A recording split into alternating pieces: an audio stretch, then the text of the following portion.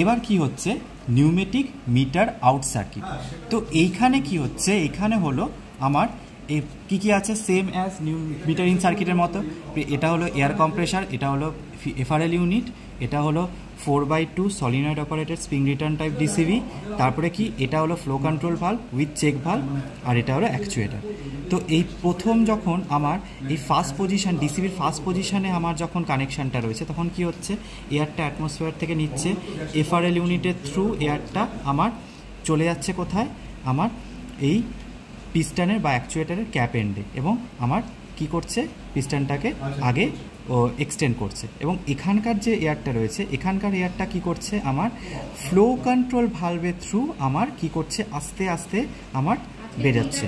তো এখানে কি হচ্ছে, এখানে আমার কি চেক ভালভের থ্রু যাবে না, কারণ চেক ভালভ উল্টো আছে, কারণ এখানে আমি কি বলেছি অলওয়েজ ট্রায়াঙ্গেল টু সার্কেলের দিকে যায়, কিন্তু এটা কি সার্কেল টু ট্রায়াঙ্গেল আছে, তার মানে চেক ভালভের থ্রু এয়ারটা যাবে না, অলওয়েজ আমার কি ফ্লো কন্ট্রোল ভালভের থ্রু যাবে।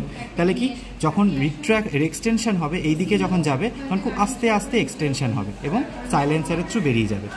এইবার সেম অ্যাজ যখন আমার ডিসিবির পজিশনটা চেঞ্জ হয়ে গেল, মানে এই পজিশনটা চলে এলো, তখন কি হচ্ছে আমার অ্যাটমসফিয়ার থেকে প্রেশারটা ঢুকছে, ঢুকে এফআরএল ইউনিটের থ্রু আমার এই দিক দিয়ে ঢুকে আমার ফ্লো কন্ট্রোল ভালভের থ্রুও যাবে এবং চেক ভালভের থ্রুও আমার এই সিলিন্ডারের এই যেটা অ্যাকচুয়েটার রয়েছে অ্যাকচুয়েটার রড এন্ডের দিকে এয়ারটা ঢুকবে এবং পিস্টনটাকে আগের দিকে ঠেলবে, রিট্র্যাক্ট হবে, ঠিক আছে।